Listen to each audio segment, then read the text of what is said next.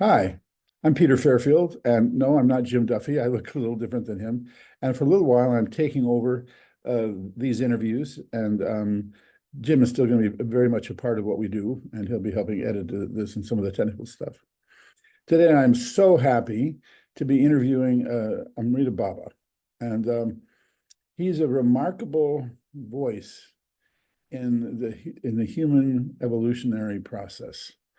My background, I'm 75 and I've spent 60 years investigating spiritual things. I've lived in the Himalayas, done long retreats, studied in China, all that stuff.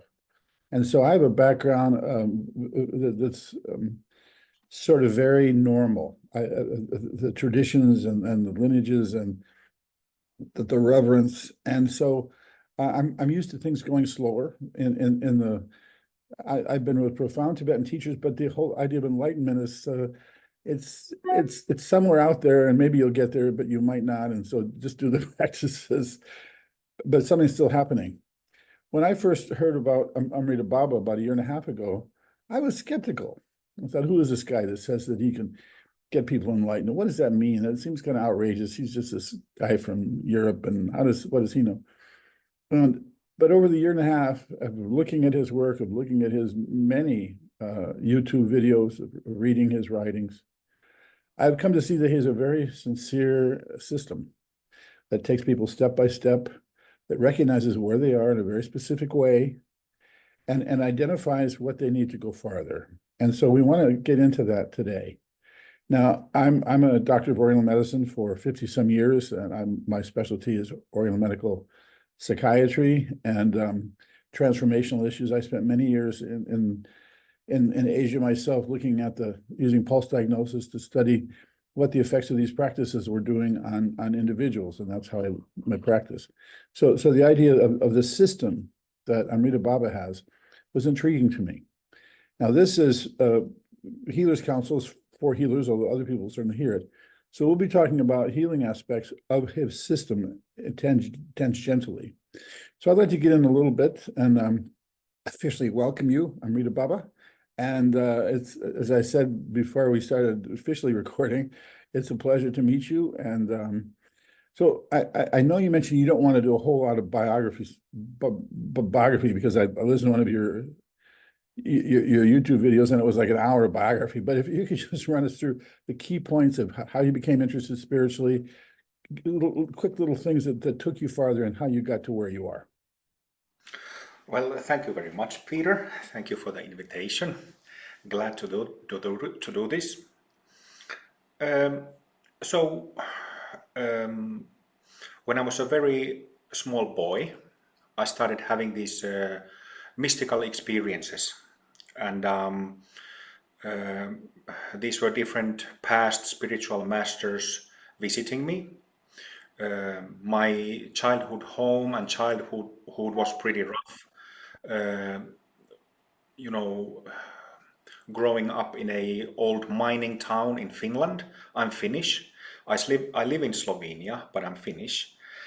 And there was lots of alcoholism, lots of violence around me, and then I started spontaneously meditating and praying and doing breathing practices when I was 3 years old. And during those little sessions that I did, there were these absolutely wonderful, pure presences of light. And it actually took me a very long time, well, relatively long time, to know what happened then when I was a little boy, little child, which kept happening until I was a teenager. So uh, it was much later, like when I was 25, 26, something like that, when I had already spent a number of years meditating full time. I started with Zen Buddhism, uh, and from the day when I started practicing, uh, I started sitting 8 hours or more every day. And I kept doing that for 8.5 years. Like, I speak of those years as my retreat years. And anyway, after a few years in Zen Buddhism, I trained in a temple in Japan, and I had a wonderful Zen art and Zen calligraphy master in Japan who also asked me to continue after him. And I assumed you spoke Japanese or had studied the language by that time?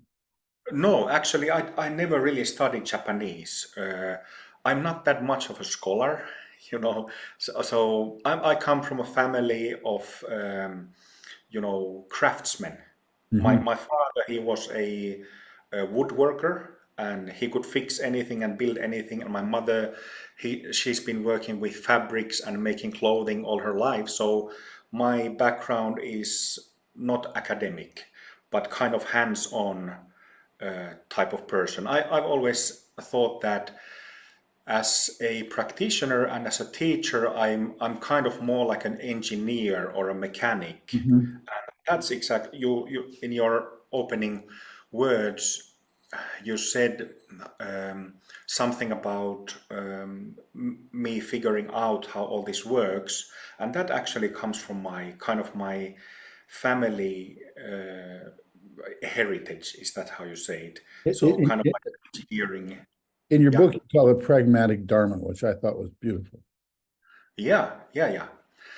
But coming to that, so throughout my teenage years, I was focusing on music.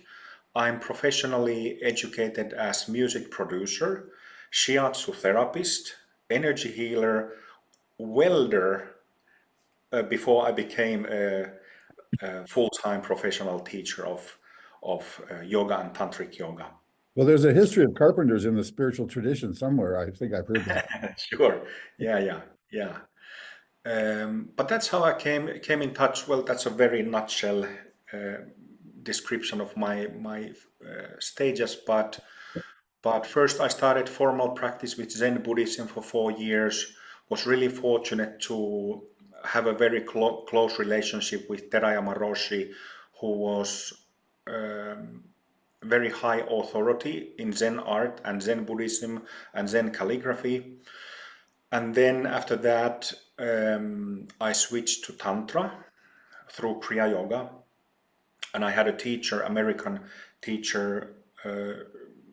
She passed away a long time ago, but she was a very, very high mystic, very natural mystic, to borrow from Bob Marley, but kind of natural in being mystical. So she Yeah. was virtuoso with that stuff, and she had for many years mystical revelations and mystical meetings naturally in meditation occurring to her and masters coming to her. So she, Sivakami was her name, she helped me a lot to understand my connection and what had already happened to me since I was a little boy.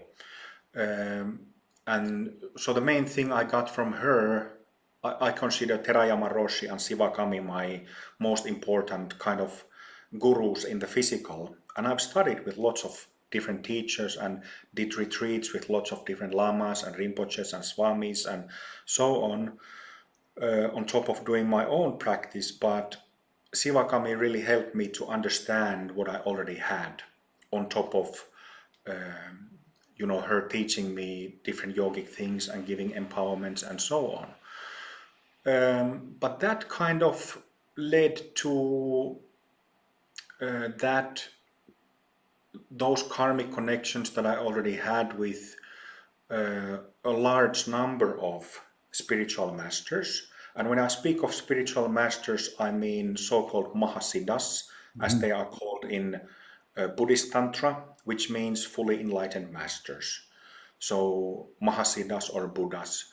Um, so in 2007, when I was, how old I was? 28 years old, I began receiving not only feeling their presence, but they made themselves known a bit more, or the karmic situation was ripe enough for me to receive practices and teachings and advice from them. And then I began teaching in 2008 in October full time because they asked me to and Sivakami asked me to. So, and also people who I knew asked me to. So I've been at it since then, 16 years in a couple of months. So how, in that process, looking back from now, from what I know of your work, a very large or intricate program. You have the two paths, you have the 13 Bhumis, you have the rainbow body. How did the structure of that initial view of what it would mean to train people, how did that occur? Well, that's an interesting question and a good question. So I was very frustrated after 4 years in Zen Buddhism. And it was not like in those days you actually had to go to a retreat center or a temple to do Zen training. So like nowadays you have the online version where people join online sessions and think that they are practicing Zen under a teacher or whatever under a teacher. But those 4 years I not only studied with Terayama Roshi, he I studied with him about 3 years before he passed away, but also was very close and had a one-on-one instruction from Shodo Harada Roshi, for example, in his temple. So, but nevertheless, one of the very first books that I read back in 2003 was Philip Kaplow's Three Pillars of Zen, that has accounts from people who have had kensho or awakening. There's maybe 10 or dozen or so of them in the book. And when I read those accounts, I immediately felt like that's exactly what I'm after. That's what I want. And yeah, Specifics. yes, specifically, yeah. So, but after 4 years, I had been doing it all day, every day. I'd been sitting on my own or practicing in temples and dojos in Japan for, it was a whole day and night engagement. But I didn't have an awakening, and I kind of just had to feel. I also had this overheating of the body after 4 years of doing that, which told me that, okay, I have to do something else because I was following the instructions to the letter, but then there was no fruit. So So there was, I want to keep going with the story. This is important, but when you talk about overheating of the body, you actually feeling hot, or you just had so much energy? I'm interested in that process because that's the kind of thing that I'm following. I was pouring sweat for 2, 3 days nonstop. Sweating, like profusely sweating, like if you go to a gym and do a really heavy, Yeah. high energy workout, that kind of sweating for 2 days. Uh, Fortunately, I was young enough, I was 27 at the time, 26 at the time. So it wasn't such a problem, but it told me that I had to find a different path, find a different way, which would deliver what I was looking for, that awakening thing. So this led me to Kriya Yoga and Shaiva Tantra. Sivakami was a teacher of Shaiva Tantra. Also Shakti Tantra, Shakti tradition, she taught a little bit. But even through that, I didn't have an awakening until something like 3 or 4 years later. And I spent thousands of hours in really blissful samadhi states. I could sit 4.5 hours without moving. When I sat down and I just thought of practice, it immediately clicked on, and I spent a lot of time, thousands of hours doing that. But then I didn't have my first awakening, so-called, or Bhumi opening, until in November of 2011. And when I had that, that was actually the day of my first awakening experience, was the day when my retreat ended. I didn't feel the need to keep practicing that much anymore. I still practice several hours a day, but that's when my retreat years ended. But when I had that first awakening, it was kind of like, aha. So it kind of felt like a very different, how do you say, very different. It was something that I wasn't focusing on with my previous practice in Zen or with my previous practice with Shaiva Tantra and Kriya Yoga. So it was somehow I felt that it occurred in a way that I hadn't been addressing before. And this was really I had that first awakening experience in late 2011 and the second one in early 2013, I think. And then the third one in maybe March 2013. And by the time I had the third awakening, I realized that, okay, these come in a succession. So these were like, I already had that experience, living experience of being awake. But when I had further awakenings, it was more like it wasn't being awakening into a completely new kind of experience, but just clarifying and deepening, embodying that awakened state more. It's sort of And like that, you stepped over a fence in a field that you had been in for a long time or something. well, that was the first one, but then what I you know I you already mentioned the 13 Bhumi model, which is actually classical uh, Mahayana Buddhist model, and I suspect that it's also been used in ancient Hinduism also, because the concept of Bhumis is actually mentioned in Vedas already, which are very ancient texts. So you asked about the beginnings of my work back then, and then one of my gurus, non-physical gurus, a southern Shaiva saint, Mahasiddha, called Tirumular. I had those 2 or 3 awakening experiences, and then he appeared to me in meditation and just simply pointed out that, Baba, he pointed to these small centers inside the head, what we discuss as Bhumi chakras, Bhumi centers in Amrita Mandala. And he pointed out that inside the head, there's 6 of them, these small centers on top of each other.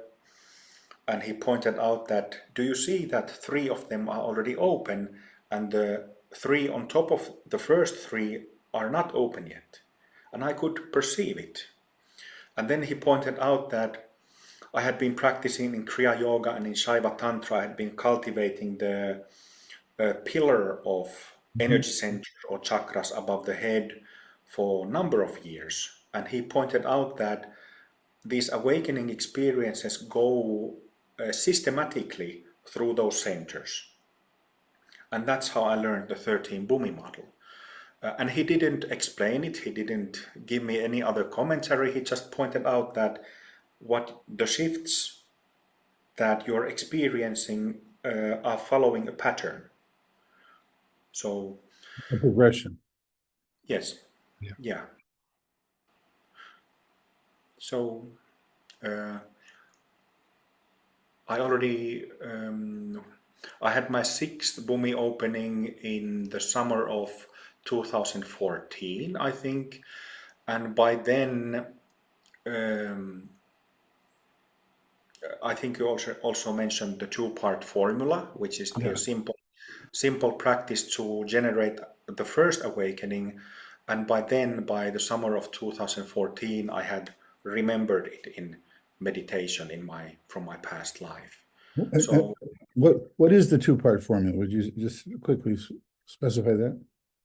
um, 2-part formula. So when we discuss these awakenings that, for example, Ramana Maharishi, Eckhart Tolle, Zen Buddhists, Tibetan Buddhists, Advaitists, when they discuss awakenings, there's always the first awakening experience.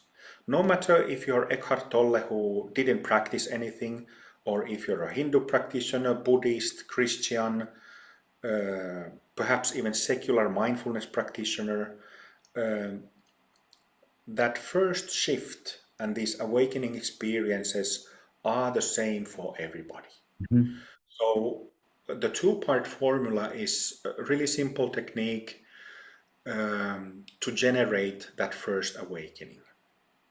Yeah, there's actually, I want to mention something which is very unfortunate, which is that there's lots of Dharma teachers and, well, Dharma teachers mainly from Buddhist tradition who say that there are no practices to generate awakening experiences. There's lots who say that, but that's not true. That's not true at all. So they might be speaking on behalf of their own traditions, their own systems, but this is not universally true. So we have such practices in Amrita Mandala for the first awakening and consecutive awakenings, but also I've spoken with, well, many Tibetan lamas, but one of them, Erik Pema Kunzang, who you probably know He's a personally. good one. And he actually translated my first teachings with my teacher, Dabsang Rinpoche. I used to live in that town, so I spent 4 years living in that town, so I know Eric pretty well. Okay, so Eric told me that in his lineage, I never studied with him. We were just friends Yeah. for a number of years and changed ideas and messages. But he told me that in his tradition, there is a practice that is almost identical with the two-part formula. But I remember it from my past life. So, So in your and again, I'm not totally familiar, but in your beginning introduction, you request people choose one of two paths. And could you talk about that for a moment? I wasn't clear on that. I think you said. well, it's not really necessary to choose one of the two paths, but it's kind of a question of how much time do you have available for practice and how much rest you have available. But the two paths in Amrita Mandala are there. That you know, I call Amrita Mandala a method of fusion tantra, because we have like a Buddhist tantric side and we have a Hindu tantric side. I also teach like a Taoist concepts based on what I've been learning from my gurus, but mainly it's Buddhist and Hindu side. And the reason for that, we have a method of, or the path of wisdom and clarity, which is the Buddhist side, and the path of healing and light, which is the Hindu side. And the reason why we have those two is because, well, we have three bodies: physical, then in common terms, astral body and causal body. So astral body, you're very familiar with being an acupuncturist, is made of meridians, Mhm. lots of meridians inside in the space of the physical body. And then causal body is that subtler of the two subtle bodies which creates the aura, and which there's also the vertical pillar of the centers, so creates that body. But we have these two different sets of practices for each of the subtle bodies, and the reason for having different practices is simply for the reason of, what is that word? So that you don't end up wasting time. Mhm. So that you can, when you engage with the practices, you can get it done relatively quickly. So would a So, person choose the one that they have the most experience in, or the one they have no experience in? sorry, what's that? Well, you these two paths, and so like I've had a lot of training in both, but would I choose the side that I've had the most experience in, or the side that I have no experience in, to add to the other? Well, the thing is that if we want to become Mahasiddhas, if we want to become fully enlightened in this life, we need to finish both. Mhm. So it is the case with our Sangha, Amrita Mandala Sangha, my students, that because I taught the path of wisdom and clarity, the Buddhist Tantric side first, which is why we have over 20 people who finished it and now are working with the path of healing and light, healing their traumas and returning the meridian system, astral body, into its pristine condition. So, but it might be the case, and it actually already is the case, that new Sangha members, they are practicing both. If they have time for it and time to rest, they can practice both. You can also choose one or the other if you like. Okay. So you have, the person starts, I'm trying to figure where you start, how you go, and where you end. So I know you have these two paths. You have the 13 bhumis, and then you have the rainbow body. Is that a progression that you take, or can you sort of summarize that path within your system? Well, the Buddhism discusses about insight and emptiness, and then there's bodhicitta, or the compassion element, to support that realization of wisdom through emptiness insight, right? So what I learned, like I said, that when I had that first awakening experience, I realized that I hadn't been directly cultivating that side in me, that mind in me. So it's actually very easy to explain and understand this, that whole wisdom, emptiness, insight side happens in the causal body, Mhm. the one that is made of nadis. You can see behind me there's an image of Guru Padmasambhava with rainbow lights emanating from him, and the picture doesn't show the outer edge of the aura, Right. but you know, this whole area around him is the rainbow colors radiating in his nadi system. So causal body. So in ancient Mahayana literature, there is a concept called Bhumi, which literally means ground. You could also say that it's like a field or a stage. And in classical Mahayana, they speak of 10 bhumis, 10 stages, bodhisattva bhumis, bodhisattva stages. And then in Vajrayana, there is 13 Bhumi model, 16 Bhumi model, and 21 Bhumi model. So when we speak of 10 Bhumis in classical literature or in Amrita Mandala, that we use the 13 Bhumi map, as a path map. So it's an actual map where you can see where you are and where you're heading. And you can read the map, so you understand exactly where you came, what happened to you, and what will happen next, and what will need to happen for you to finish, graduate the purification of the causal body. In other words, what is needed to come to the so-called exhaustion of phenomena, or emptiness of phenomena, like it's discussed in Mahayana. So in Amrita Mandala, in classical Buddhism, there is the Ten Bhumi model, which describes the progress through the samsaric terrain in 10 stages. And then in Vajrayana, there is, for example, 13 Bhumi model that we also use, which has 3 additional Bhumis, 3 additional energy fields, energy centers that everybody has, that, well, it's actually what the 3 additional Bhumis are our enlightened essence, our enlightened nature. And we simply return the first 10 that store, these are the energy centers and layers in our energy field that stores karmic traces, samsaric patterns and habits.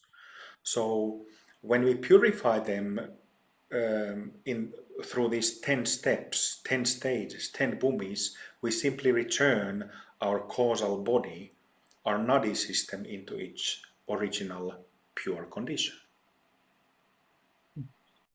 So where does the rainbow body come in? Is that during or after the accomplishment of the 13 bhumis? Well, In your it can be either. And when we speak of rainbow body or light body, I use the two terms interchangeably because there has been this debate where there is some light body, how do you say, light body demonstrations by, for example, Hindu saints, or then there is the rainbow body demonstrations of Buddhist yogis and Buddhist Vajrayana yogis, and the same happens with Taoists. We all know that there is a legend of Jesus, that his body disappeared.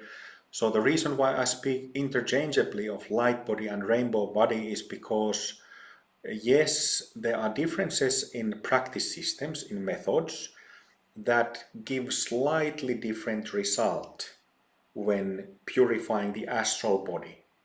But these differences are very insignificant. So, light body, rainbow body,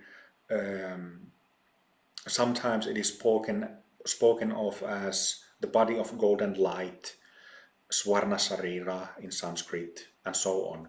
So the term to me really doesn't make a difference. But it is just like we have the two subtle bodies that need to be returned to their natural, original, pure and pristine condition. There's the one made of nadis, causal body, and there's the one made of meridians, astral body. And the physical body will simply align accordingly when the two subtle bodies are purified. So in physical body there are no karmic causes, karmic causes that would give us psychological tensions or existential confusions. So the physical body simply aligns accordingly when the other two are purified. But when we speak of rainbow body, I think that it's kind of a confusion that it would only happen in Buddhist Vajrayana, Buddhist Tantra, but it is not the case at all. So the cause for the rainbow body or light body is in purifying the meridian system or astral body. That's where most of the psychological trauma is. I have plenty of my personal experience of healing of trauma because, like I said, I grew up in a mining town in a family. My father was an alcoholic and my relatives were alcoholics because there was a Second World War and there's war trauma, and everybody is still trying to medicate themselves with alcohol. Yeah. So I grew up in those circumstances, so I have plenty of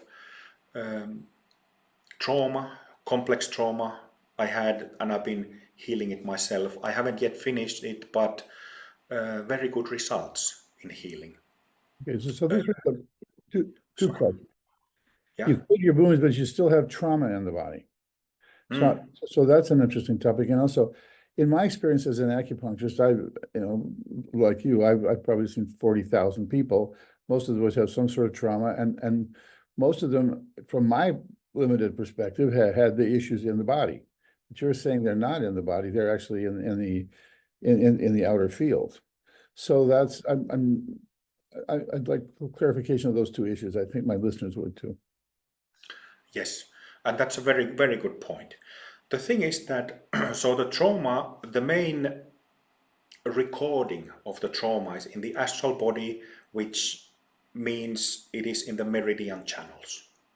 But it keeps, astral body is grossest of the subtle bodies.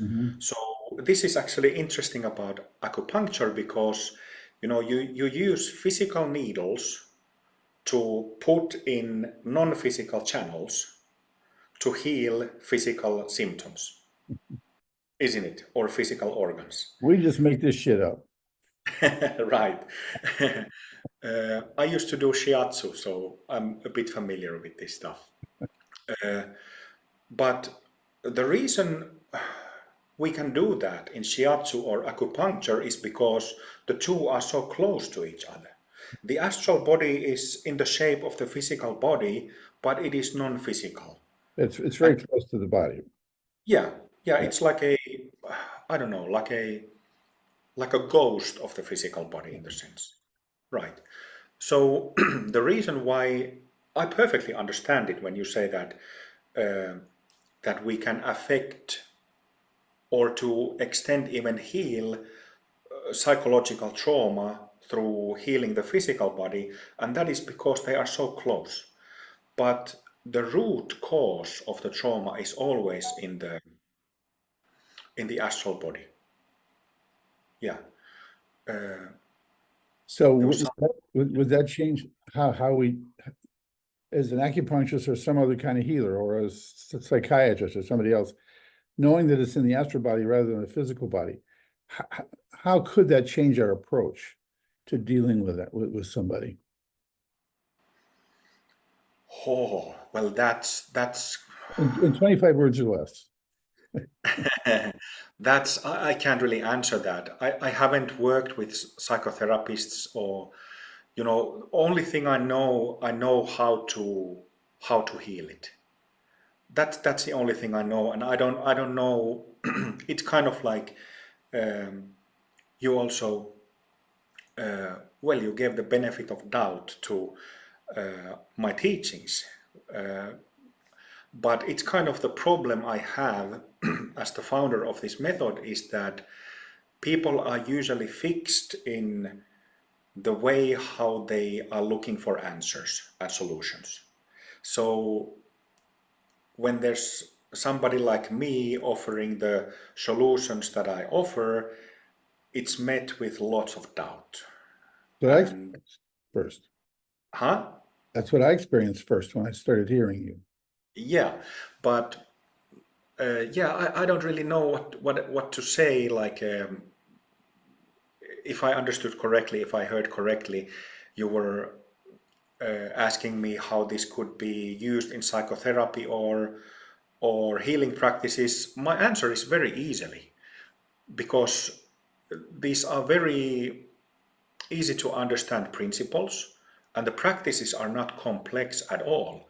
But what is unique to Amrita Mandala, both paths, is that so the underlying principles are always the same, right? We have the three bodies, physical, astral, causal. Everybody, this applies to everybody. Everybody has Bhumi chakras inside the head. Everybody has the vertical energy pillar. So the anatomy of the physical body and subtle bodies is the same for everybody. But it's a different question, isn't it? That, how many people, how many traditions out there know about the vertical pillar? You can count the number of those traditions with one hand. Certainly not in And the Western traditions, yeah, but like also Western medicine. Asian traditions, not that, only a few of them. And another thing is that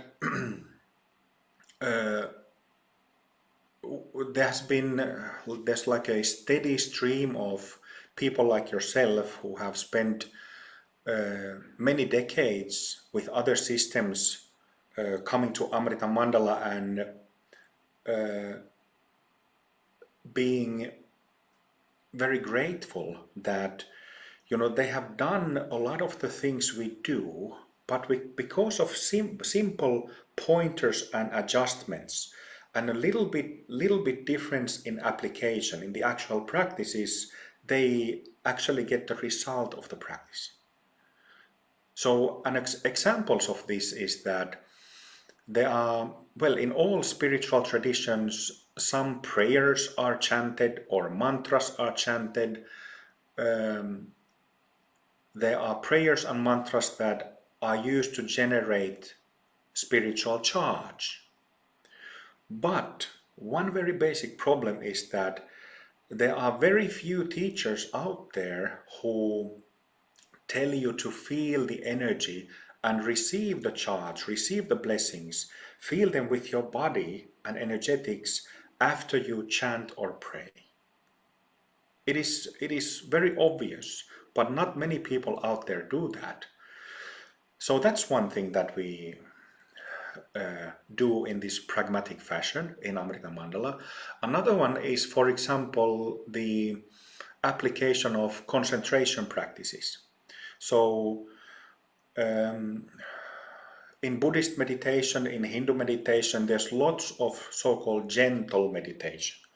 You follow the breath, for example, and keep your mind engaged with the movement of the breath.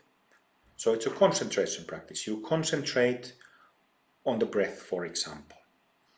But we don't do that in Amrita Mandala. So we do so-called dynamic concentration, which means that when you the basic function of basic mechanics of concentration practice is that if I'm focusing, for example, here on the top of my hand, and I'm kind of putting my finger on it and pressing it gently. This is the same like if you focus on the breath, you're kind of applying pressure, you're doing something to follow the movement of the breath. So it's kind of like little pressure. What if you start pressing more, more, more, more? You're still doing concentration, but you're doing it very differently if you ramp up the focus to 50%, 70%, 95%. And if you do that, it gives you a very different result. So is the breath the intermediary, or are you just focusing on that point and exerting more energy there? no, I'm just using the breath as an example. Okay. So it is, I could say that universally concentration practices are done in this gentle manner, gentle in quotes, very gently. You know, you follow something like breath or something else with a very gentle touch, very gentle pressure. But we do it differently. So dynamic concentration means that if I use an analogy of a volume knob in stereos, so you know, in analog stereos you have a volume knob that goes from 0 to 100 and you can turn the knob. So gentle. And this Yeah. is increasing our awareness on spots, on areas, rather than using the breath gently. We're focusing the mind and more pressure with our awareness. I'm coming to that. I'm sorry. So gentle concentration would be to keep the volume knob in perhaps 5% or 10% of the full volume.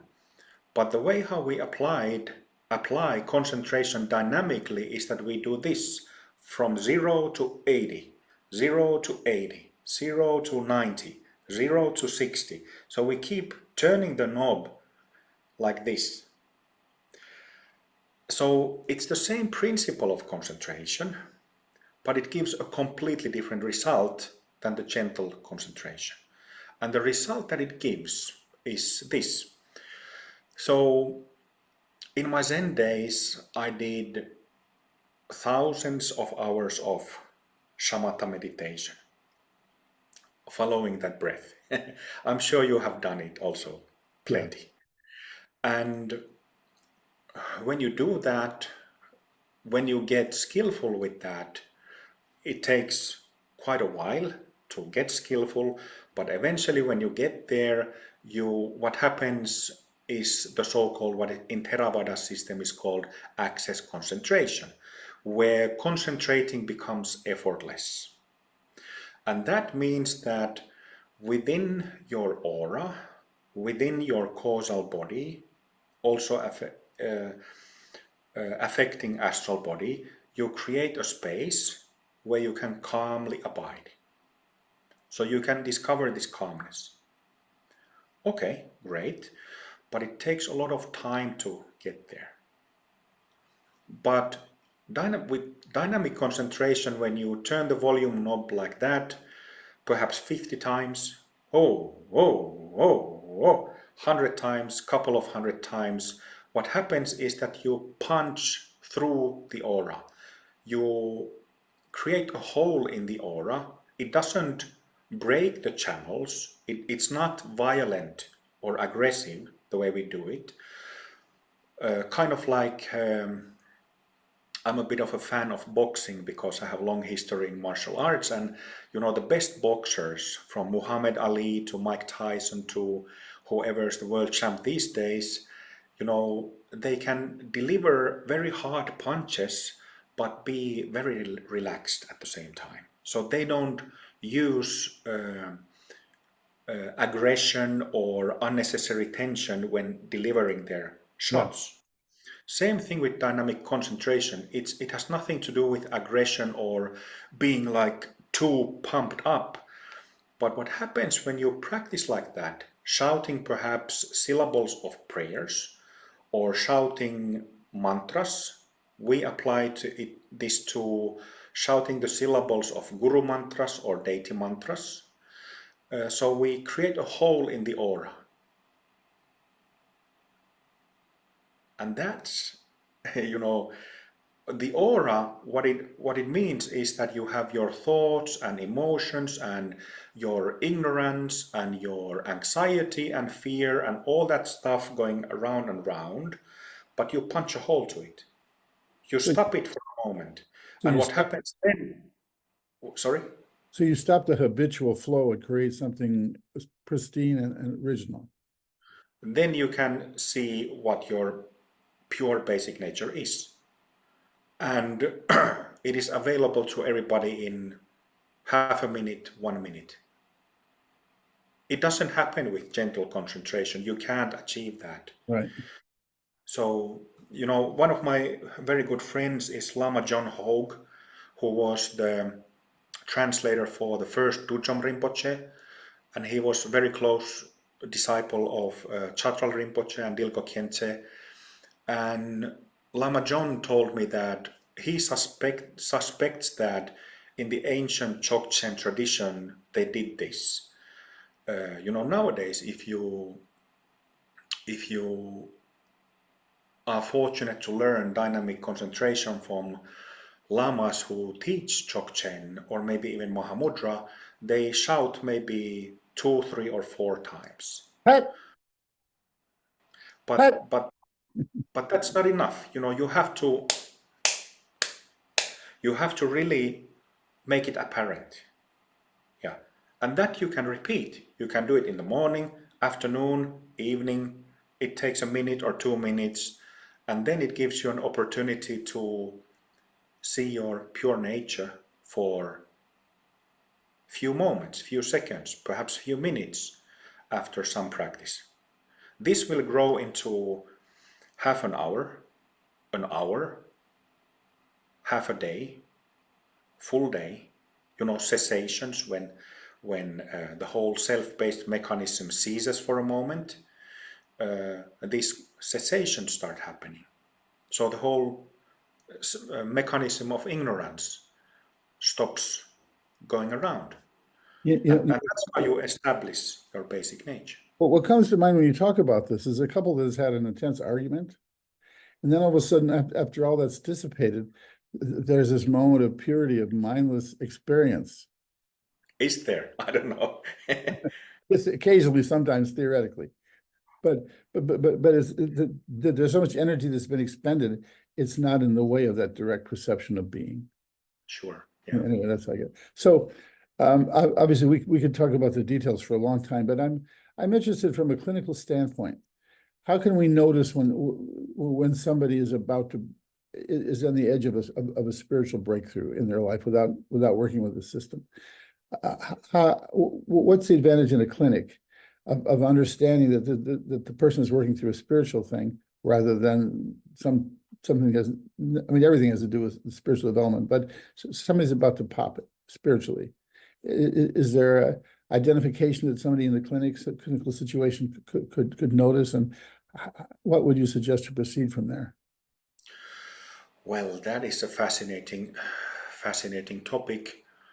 I think what would be excellent if as many people as possible knew about existential confusion, existential pain, or dukkha, like Shakyamuni Buddha discussed in the Four Noble Truths. It would be fantastic if more people knew about it and understood it in a way that they realized what that dukkha, what that suffering or confusion means in their lives. Right?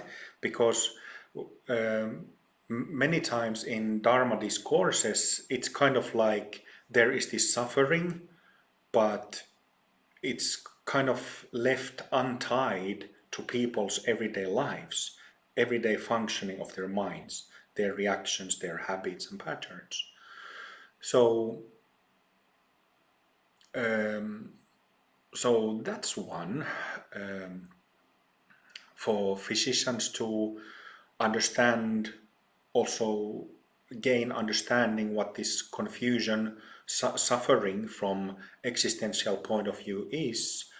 And a lot of people have that. Lots of people have anxiety and fear and jealousy and greediness and all kinds of, what is that word?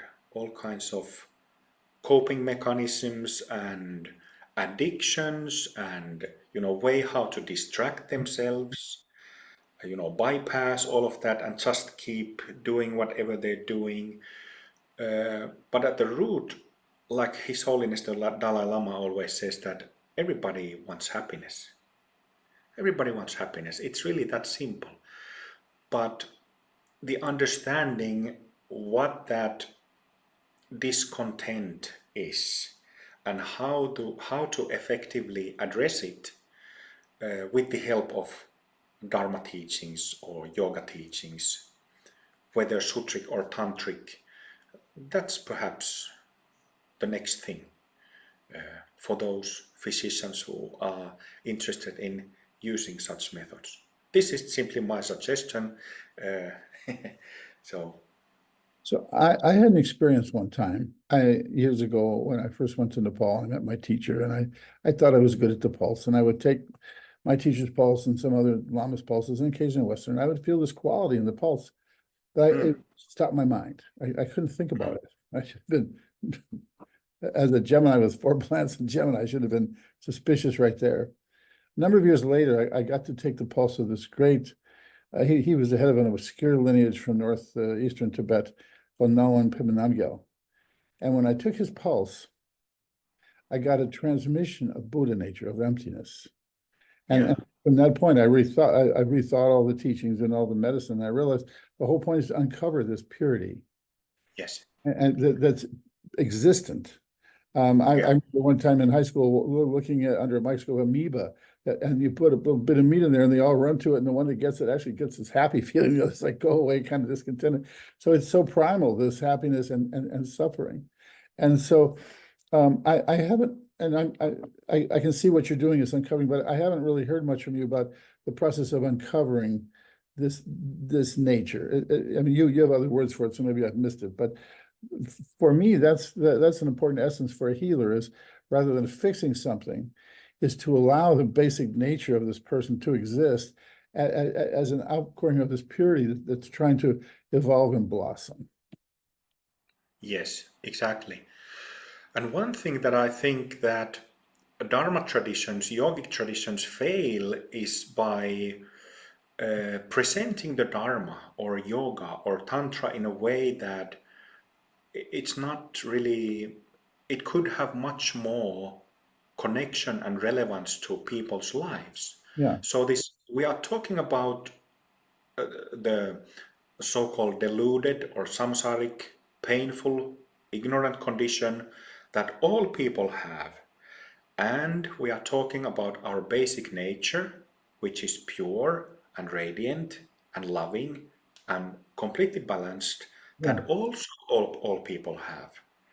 So this is like a, it's incredible point, isn't it? Isn't it?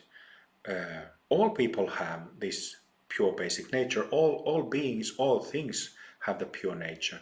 But I think it is because of getting entangled with traditions and training syllabuses of traditions and rituals and all kinds of things that the underlying principles are go unseen, go unrealized.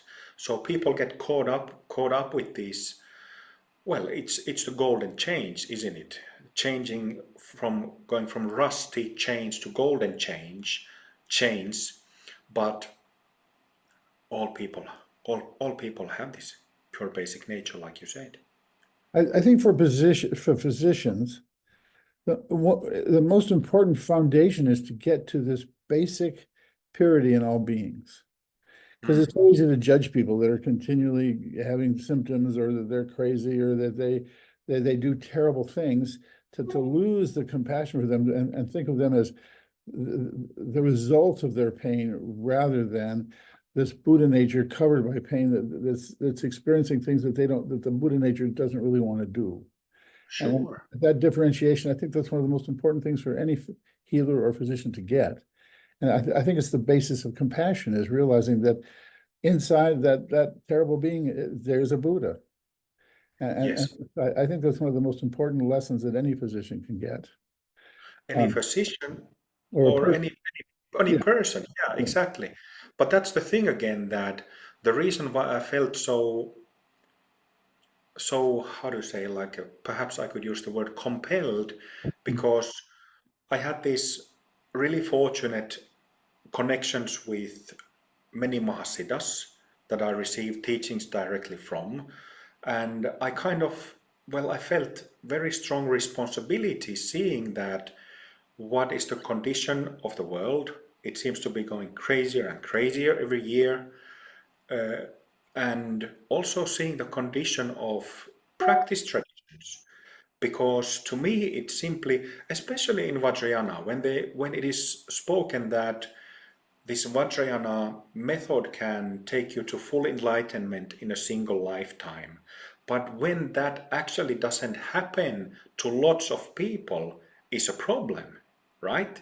So that was a problem that I wanted to and felt like I needed to solve, because it can't keep going like this, that in a generation of, I don't know, hundreds of thousands or few million practitioners worldwide, there is only one or two Mahasiddhas per generation that the precious traditions are generating or producing. It cannot be like this. It needs to be, if there is to be like a true peace and harmony, even to little extent in the world, there needs to be hundreds of living Mahasiddhas. So, being the engineer type that I am, this was my focus. I wanted to uh, create and make available a method that would enable that. You know, most of us in the world that watch so much television, our reality of emotional interaction is from liars. Mhm. Actors are professional liars. We don't really get the authentic tone because Mm. people have this fuzz of false information that's put on to the media. We have the false emotional thing, the false spiritual thing. People Mm. don't get the authentic feeling very often these days. It's not part of our life anymore. And so as a physician and you as a teacher, I think our most important task is to, if we can connect someone to their heart. And for me, the heart is the great mediator of truth and knowledge. How does that feel? Does that feel real? If we can convey that simple thing, that simple awareness can begin to change the fog that our culture is imbuing with the media and all the false news and all that. And so I think your work is about that. It's about finding a certain authentic perception of our being and going deeper and deeper until there's nothing in the way between us and the infinite. Yes, sure. Yeah. So where do you go from here? What's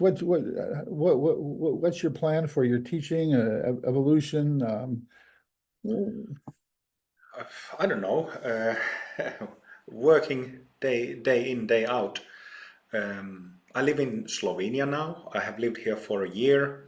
We have a small ashram here with my companion Rani, and you know, I'm invited to by my students to different places to teach every now and then.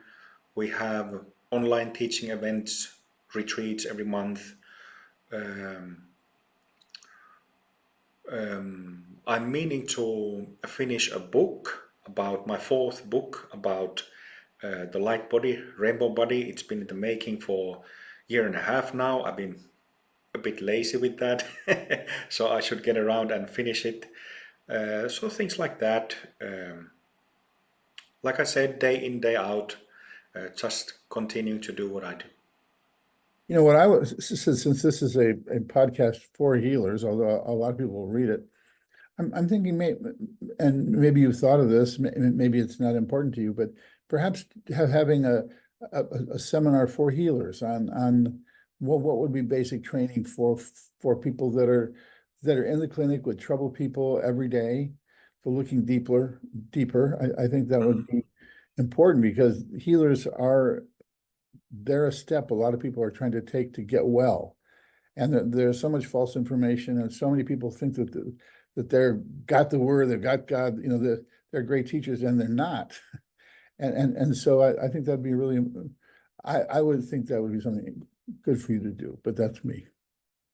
Well, that's an interesting that you bring this up because one of the things that for many years now has been kind of in the back burner. I had to keep it in the side.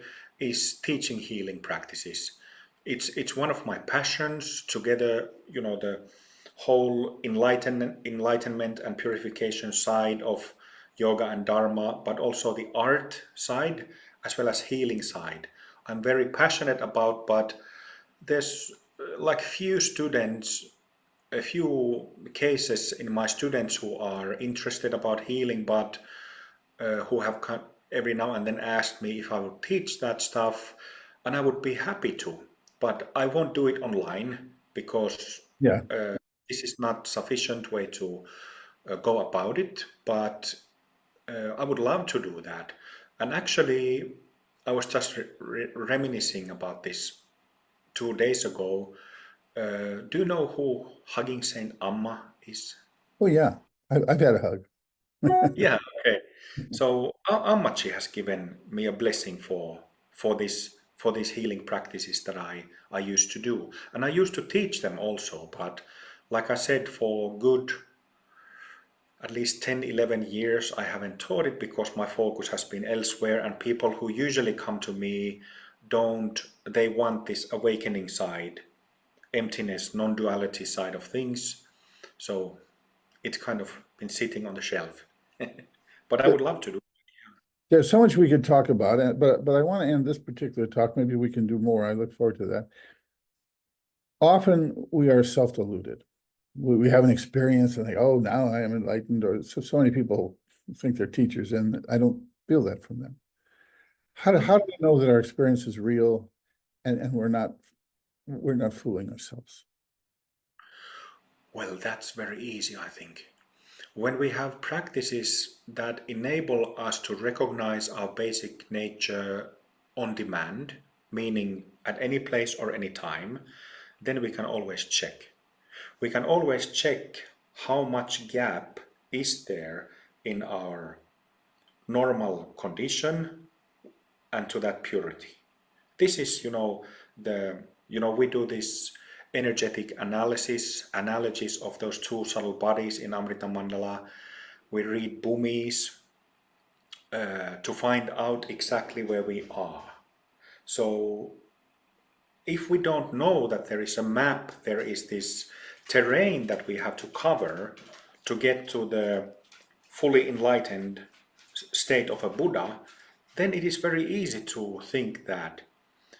Just yesterday I saw this one lady who, I think she was a nice lady, but she just recently had her first awakening experience, and being exposed to views of that are not correct, so like neo-Advaita type thoughts, she, like so many, believed that she is completely done. No practice is needed, nothing is needed anymore. And there are so many people like this who don't have the correct view and don't have a path map to support it. And the result of that is that the lack of clarity, remaining in samsara and believing that you're enlightened, when in fact there is lots of stuff still going on in the nadis and meridians and so on. What I do, I tell people to put an imaginary kitten on their heart, feel it, Okay. and after feeling this beautiful little creature just purring on your heart, and then how do you feel about what you think? Oh, that's very good. Yeah, I like that. I keep it simpler. Well, I hope we can do this again. There's much more to cover. And I want to say I'm Peter Fairfield, and this is Healers Council. And we look forward to your input. And we were hoping to bring Amrita Baba to the States, perhaps in February. So if you're interested, what's your website? amritamandala.com. Okay. And there are many. You must have what, 50 or more YouTube videos that are, many of them are very interesting. Some of them you're just meditating for 20 minutes, which is important if people can get that transmission. But so there's so much about you that's available. That's how I discovered you. And I hope you will look into it and come back with questions. This is Peter Fairfield, and thanking Amrita Baba so much for your time.